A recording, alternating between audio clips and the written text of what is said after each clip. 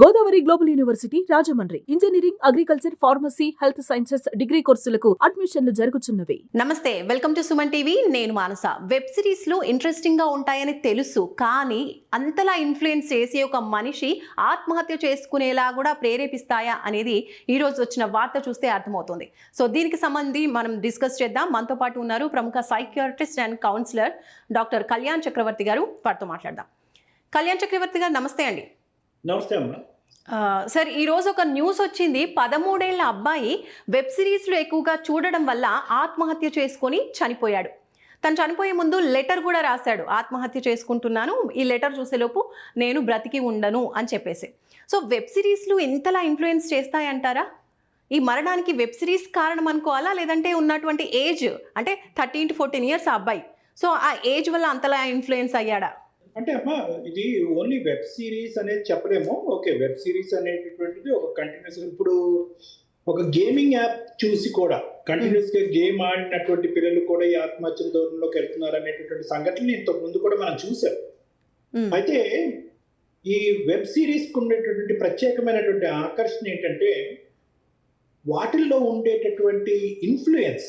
అంటే కాన్స్టెంట్ గా ఏంటంటే, ఇక్కడ నేను ఈ రోజు కూర్చున్నాను, నేను కాన్స్టెంట్ గా ఒక వెబ్ సిరీస్ చూస్తున్నాను అనుకోండి, it will engross me so much. అంటే ఏ విధంగా నేను ఆ అంశంలోకి, ఆ సిరీస్ లోకి నేను లీనమైపోతానంటే కనుక నా చుట్టుపక్కల ఎడం వైపు కానీ కుడి వైపు కానీ, ఒక్కో సందర్భంలో మనం మామూలుగా థియేటర్స్కి వెళ్ళి మూవీస్ చూసినప్పుడు కూడా మనకి తెలుస్తూ ఉంటుంది. అంటే సడన్ గా ఒకేసారి రియలైజ్ ఇంటర్వెల్ పెడగానే ఓ ఇంటర్వెల్ అయిందా, ఓ ఎండ్ అవగానే ఆ ఎండ్ అయిందా అన్నట్టు అనిపిస్తుంది. కానీ ఎంత అందులోకి లీనమైపోతామంటే కనుక అందులో ఉండేటటువంటి క్యారెక్టర్ మనం అయిపోతాం అన్నమాట.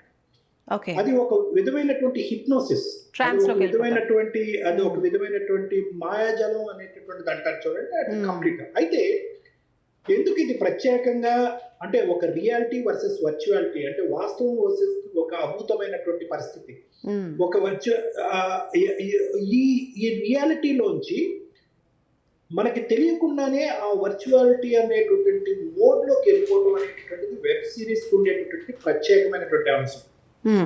అయితే ఇక్కడ మీరు జాగ్రత్తగా గుర్తుపెట్టుకోవాల్సింది ఏంటంటే, ఇక్కడ రెండు అంశాలు ఈ వయసు ఉండేటటువంటి పిల్లల మీద ప్రధానంగా ప్రభావం చూపెడతాయి. ఒకటి, ఆ సిరీస్ అనేటటువంటిది కూడా ఈ పిల్లల యొక్క ఏవైతే ఇంట్రెస్ట్ ఉంటాయో వాటిని టార్గెట్ చేస్తూ తీసేటటువంటి సిరీస్.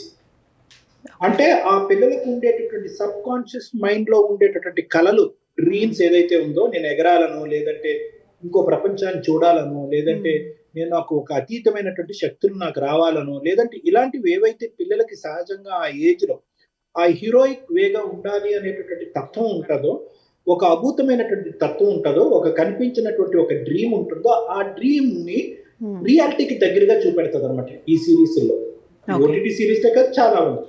సో ఆటోమేటిక్ గా ఆ వయసులో వీళ్ళకి అడ్రినర్జిక్ రెస్పాన్స్ ని, ఒక కొత్తదనం, ఒక విధమైనటువంటి అడ్వెంచరస్ బిహేవియర్ అనేటటువంటిది కూడా, హార్మోన్స్ అనేటటువంటి ప్రభావం ఉండటం వల్ల వాళ్ళు చూపేటటువంటి అన్రియల్ అట్మాస్ఫియర్ కి, ఆ యాదృచ్ఛికమైనటువంటి ఎన్విరాన్మెంట్ కి ఈజీగా మెంటలీ కనెక్ట్ అయిపోతారు. ఓకే. సో జరగనటువంటిది జరుగుతున్నట్టుగా, అసాధ్యమైనటువంటిది సాధ్యమైనటువంటి విధంగా, ఎవరు చేయలేనటువంటిది నేను చేయగలను అనేటటువంటి నమ్మకం, ఓవర్ కాన్ఫిడెన్స్ పెంపొందించేటటువంటి విధంగా ఇవి వాళ్ళ యొక్క మానసిక పరిస్థితిని లీడ్ చేస్తారు. ఓకే. సో ఈ అబ్బాయి విషయంలో కూడా బహుశా అటువంటి ఇన్ఫ్లుయెన్స్ జరిగిందని మనం చెప్పుకోవచ్చు.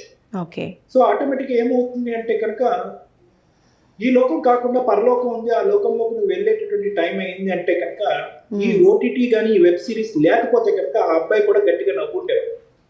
ఏం మాట్లాడుతున్నారు మీరు, పిచ్చి పిచ్చిగా మాట్లాడుతున్నారు అని ఉండేవాడు.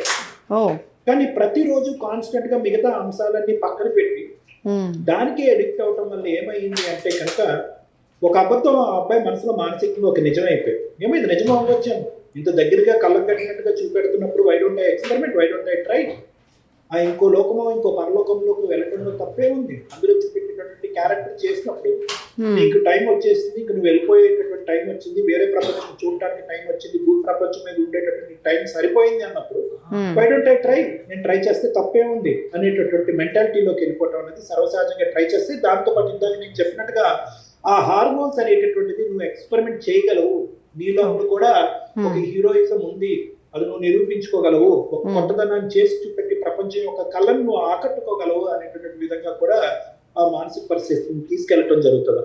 ఓకే.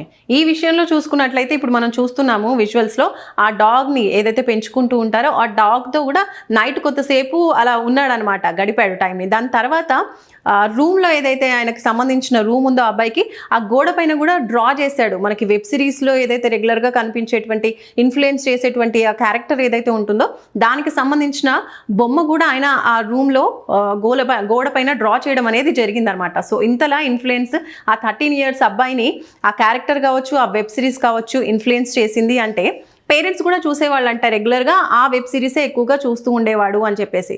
సో ఇంతలా ఇన్ఫ్లుయెన్స్ అయిపోతాడు, ఇలాంటి పరిస్థితి వస్తుందని పేరెంట్స్ కూడా ఎక్స్పెక్ట్ చేసి ఉండరు.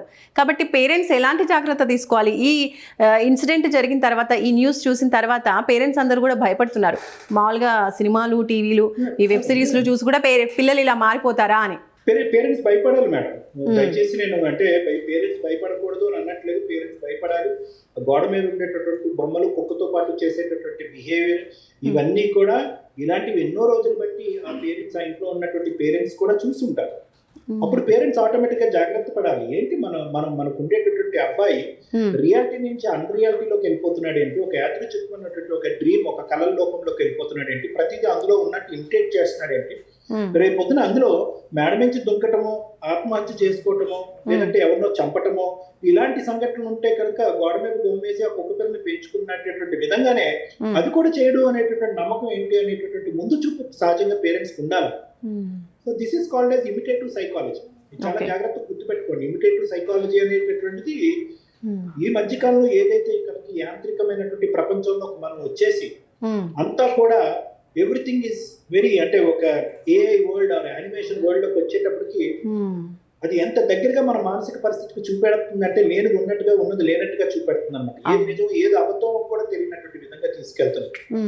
అలాంటి పరిస్థితుల్లో ఒక పిల్లవాడికి ఒక యానిమేషన్ కానీ లేదంటే ఒక రియాలిటీ క్యారెక్టర్స్ ఉండేటటువంటి ఒక సిరీస్ కి కాన్స్టెంట్ గా చూస్తున్నాడు, దానివల్ల ఇన్ఫ్లుయెన్స్ అవుతున్నాడు, దానివల్ల చదువు నెగ్లెక్ట్ అవుతుంది, బయటికి వెళ్ళి ఆడుకోవడం అనేది నెగ్లెక్ట్ అవుతుంది, ఫ్రెండ్స్ దగ్గర నుంచి దూరం అవుతున్నాడు, ఫ్యామిలీ మెంబర్స్ తో కూడా కనెక్ట్ అవ్వట్లేదు, స్క్రీన్ టైం ఎక్కువ అవుతుంది, ఏదో ఆలోచిస్తూ ఏదో లోకంలో ఉన్నాడు అంటే కనుక ఇది ప్రతి ఇంట్లో, ప్రతి 2-3 ఇంట్లో జరిగేటటువంటి అంశమే మనం ఈ అబ్బాయి గురించి మాట్లాడుకుంటున్నాం. డిఫరెన్స్ ఏంటంటే ఆ అబ్బాయి ఆత్మహత్య చేసుకున్నాడు, చాలా మంది ఇళ్లలో ఇదే టీనేజ్ గ్రూప్ సంబంధించినటువంటి పిల్లలు సేఫ్ గా ఉన్నారు, అదే డిఫరెన్స్. ఓకే. సో ఇలాంటి లక్షణాలన్నీ ఈ సంఘటన ఏదో విచిత్రమైనటువంటి సంఘటనగానో, సెన్సేషన్ పరమైనటువంటి సంఘటన కింద మాట్లాడుకునేటటువంటి దానికంటే ఒక కనువిప్పు సంఘటన కింద మనం అందరం ప్రస్తావించుకుంటూ మాట్లాడవలసినటువంటి అవసరం ఉందో. ఎందుకంటే కనుక పేరెంట్స్ అందరూ కూడా ఈ పిల్లలు ఏదో ఇంటి పట్టున ఉంటున్నారు, ఏదో చూసుకుంటున్నారు, బయటకు వెళ్ళి చెడిపోవట్లేదు మా పిల్లలు అనేటటువంటి ఆలోచన కంటే ఆ మీడియా ప్రభావం వల్ల వాళ్ళు ఏం నేర్చుకుంటున్నారు, యాంత్రికమైనటువంటి ప్రపంచంలోకి వెళ్ళిపోయి రియల్ ప్రపంచం కట్ ఆఫ్ చేసుకుంటున్నారు, స్పోర్ట్స్ ఇలాంటి యాక్టివిటీస్ నెగ్లెక్ట్ చేస్తున్నారు, ఇన్ఫ్లుయెన్స్ అవుతున్నారు, ఎడిక్ట్ అవుతున్నారు అనేటటువంటి అంశాలు కొంత గుర్తు పెట్టుకుని ఎక్కడికక్కడ అది కట్ చేసి నియంత్రించడం అనేది మొదటి మెట్టు నుంచే ఉండాలి. కొంత దూరం పరిగెట్టిన తర్వాత ఉండండి అన్న సిరీస్ మధ్యలో ఉన్నాను ఇప్పుడు కట్ చేస్తే ఎలాగ, ఉండండి ఇప్పుడే మీరు మధ్యలో ఎలా కట్ అని చెప్పి పిల్లల్లో ఒక రెబెలియన్ వైలెన్స్ వచ్చేటటువంటి స్థాయి వచ్చినప్పుడు పేరెంట్స్ మొబైల్ లాక్ కొట్టడం, టీవీలు నెట్వర్క్లు కనెక్ట్ చేయడం, కట్ చేస్తే కనుక అప్పుడు వేస్ట్, అప్పటికే ప్రయాణం చాలా ముందుకెళ్ళిపోతుంది. సో ఆదిలోనే prevention is better than cure అనేటటువంటిది పేరెంట్స్ నేర్చుకోవాలి, పిల్లలకి నేర్పించాలి. రైట్. సో చివరిగా ఏం చెప్తారు సార్ ఈ సిచ్యువేషన్ పైన?